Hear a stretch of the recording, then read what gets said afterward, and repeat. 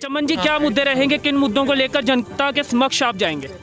मुद्दे तो कोई खास तो है नहीं, सिर्फ ये है विकास के लिए जो उनकी बुनियादी जरूरतें हैं। मुद्दे खास नहीं है, मुद्दे सारे हल हो चुके हैं। हर हल चुके हैं। आपने कहा कि सभी मुद्दे हल हो चुके हैं। आपको बताऊं कि माइनिंग तक बंद की गई है, बजरी और रेत तक आम गरीब लोगों को नहीं मिल पा रही है। एक बेसिक सा मुद्दा है, मकान बनाना होता है गरीब लोगों ने या फिर और लोगों ने भी, लेकिन वो आपकी सरकार यहाँ पे बजरी और रेत जो है वो भी मुहैया नहीं करवा रही है। इस पर क्यों भाजपा के नेता अभी हम तक बोलते रहते हैं बहुत बार, लेकिन ये जो मुद्दा है, सुनने वाला नहीं है आपको? ये जो मुद्दा है ये उसी वक्त हल होगा उसका, ये मैं आश्वासन देता हूँ। ये ऐसी कौन सी जादू की छड़ी होगी कि जीतने के बाद आप सारे मुद्दे हल कर पाएंगे?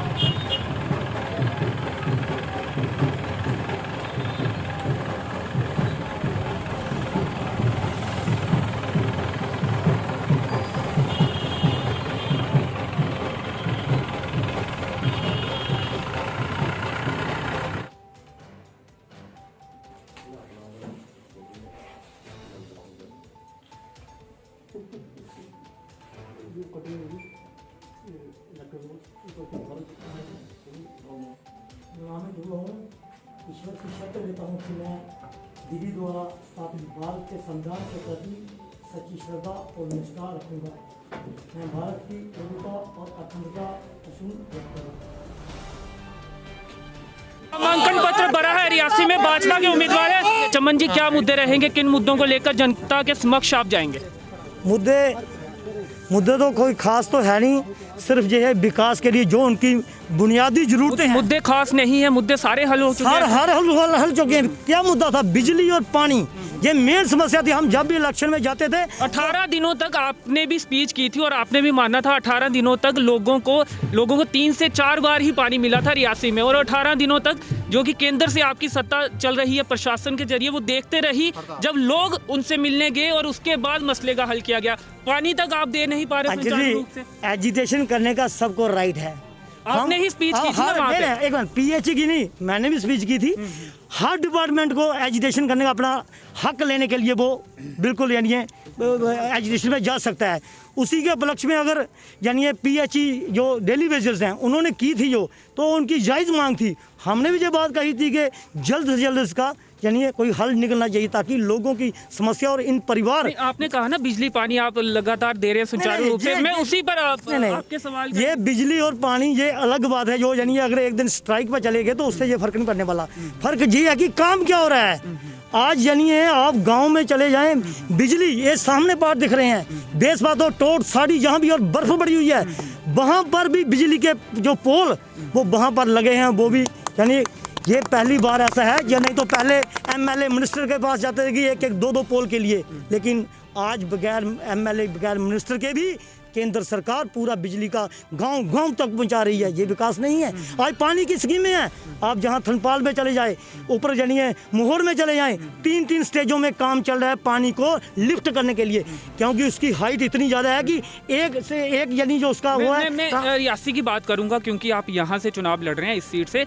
नगर पालिका रियासी की अगर बात करें तो रियासी के बस स्टैंड को कचरा स्टैंड बना के रखा है उन्होंने। नगर पालिका किस तरह से काम कर रही है, लोग आप पर विश्वास क्यों करें? क्योंकि आपकी सत्ता नगर पालिका में है, वो ही सही से सफाई तक नहीं रख पा रही है, तो अन्य मुद्दे किस तरह से हल करेंगे? ये आप देखो, ये मेरे कार्य क्षेत्र में नहीं है। आपको जवाब देना पड़ेगा ना। टिकट आप भाजपा की टिकट से लड़ रहे हैं, कहीं ना कहीं कांटे भी मेरे कार्य क्षेत्र में नहीं है। मैं अपने ब्लॉक की बात कर सकता हूँ, उस पर आप मुझे क्वेश्चन कर सकते हैं। ये मेरे हमारे प्रेसिडेंट भी आए हुए हैं, उनसे बात कर। तो क्या मुद्दे आपके ब्लॉक में रहेंगे? क्या क्या किन मुद्दों को लेकर आप जनता तक जाएंगे ब्लॉक लेवल के? मुद्दे कॉन्स्टिट्यूएंसी आपकी है। मुद्दे तो हमारे पास मुद्दे नहीं हैं। हमने जो विकास किया हुआ है हम उसी को लेकर जाएंगे। अब आप पूछ सकते हैं मुझे क्या क्या किया, तो मैं 2-3 बता सकता हूँ। लेकिन आपके जो ब्लॉक के कॉन्स्टिट्यूएंसी के लोग हैं वो बस स्टैंड में भी आएंगे ना, वहाँ पे कचरा देखेंगे, बदबू सहन करनी पड़ेगी उन्हें। इसके अलावा 2G 4G ये मसला जो है, ये तो वो लोग भी चलाते हैं ना इस कॉन्स्टिट्यूएंसी के लोग। 4G के मैंने क्या कहेंगे 4G पर? सिक्योरिटी रिलेटेड इशू है, इसमें मैं कोई ज़्यादा कमेंट्स करने वाला नहीं। मांग करेंगे आप केंद्र सरकार से कि जल्द से जल्द चलाया जाए 4G? हम तो चाहते हैं जल्दी हो, लेकिन जब तक सुरक्षा एजेंसियां जम्मू कश्मीर में इसकी हरी झंडी नहीं देगी, तब तक ये ना तो सरकार बस में है, ना जम्मू कश्मीर की सरकार में बस है। पुराने जो LG थे उन्होंने कहा था हमारे लेवल पर कोई ऐसी दिक्कत नहीं है। हाँ ठीक है, यही तो मैं बोल रहा हूँ। ये एडमिनिस्ट्रेटिव केंद्र सरकार क्यों नहीं चला रही? ये मैंने पहले बोल दिया कि ये जो जम्मू कश्मीर में सुरक्षा एजेंसियां जो काम कर रही हैं, एंटी यानी अपना इसमें मिलिटेंसी जो ऑपरेशन चल रहे हैं, ये उसी के लिए ये इसको बंद किया हुआ, ताकि जब पत्थरबाज कोई ऑपरेशन होता था तो काउंटर इनकाउंटर जहाँ भी होता था तो उसी वक्त यानी पत्थरबाज पहुँच जाते थे। और आज आप देख रहे हैं कहीं घटना, आप कश्मीर में कहीं कोई घटना बता दो कि पत्थरबाजी हो रही है, उसका मेन जो कारण था वो यही था कि 4G। तो जम्मू के लोगों को क्यों भुगतना पड़ रहा है? और आतंकवादी किस तरह से बॉर्डर क्रॉस कर पा रहे हैं? कहीं ना कहीं नाकामी आपकी सरकार की ही है ना? नहीं, ये नाकामी की बात नहीं है। ये कोई भी सरकार, मैं नहीं चाहता कि यानी जो पिछली सरकारें रही उन्होंने कोई काम नहीं किया, सब सरकारों ने अपने हिसाब से काम किया, लेकिन जो यानी सुरक्षा बलों का मनोबल इस केंद्र सरकार और माननीय श्री प्रधानमंत्री नरेंद्र भाई मोदी के नेतृत्व में आज पूरी दुनिया और जम्मू के हिंदुस्तान का हर एक नागरिक ये समझता है कि सुरक्षा बलों के जो हौसले बुलंद हैं, जिस तरह से जैसे अब नगरोटा में जो हुआ, किस तरह से यानी उनको वहाँ पर ही और गाड़ी के अंदर ही उनको ढेर कर दिया। ये है सुरक्षा बल एजेंसियाँ जो काम कर रही हैं, चाहे वो CID की हो, कोई भी हो, बहुत बेहतरीन काम कर रही हैं। तो आपने कहा कि सभी मुद्दे हल हो चुके हैं। आपको बताऊं कि माइनिंग तक बंद की गई है, बजरी और रेत तक आम गरीब लोगों को नहीं मिल पा रही है। एक बेसिक सा मुद्दा है, मकान बनाना होता है गरीब लोगों ने या फिर और लोगों ने भी, लेकिन वो आपकी सरकार यहाँ पे बजरी और रेत जो है वो भी मुहैया नहीं करवा रही। लोग तरस रहे हैं। लोग सबसे पहले ठीक है, हाँ, ये जो आपने पूछा जो मेन जो यानी मसला है हमारे यहाँ लोकल का, आप क्यों नहीं बोले? अब तो आप चुनाव लड़ रहे हैं, इस पर क्यों भाजपा के नेता अभी तक बोलते रहते हैं बहुत बार, लेकिन ये जो मुद्दा है, सुनने वाला नहीं है आप ये जो मुद्दा है, ये मैं वायदा आपके साथ करना चाहता हूँ कि ये तुरंत यानी जब तक ये यानी इलेक्शन इसका कंप्लीट हो जाएगा प्रोसेस, जैसे ये यानी हमारे डिस्ट्रिक्ट के चेयरमैन बनेंगे, जब हमारी काउंसिल पूरी बैठेगी और पहला मुद्दा है और ये उसी वक्त हल होगा इसका, ये मैं आश्वासन देता हूँ।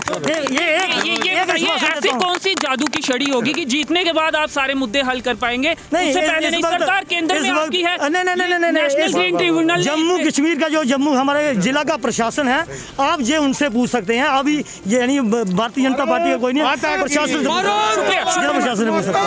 तो ये थे चमन लाल भगत।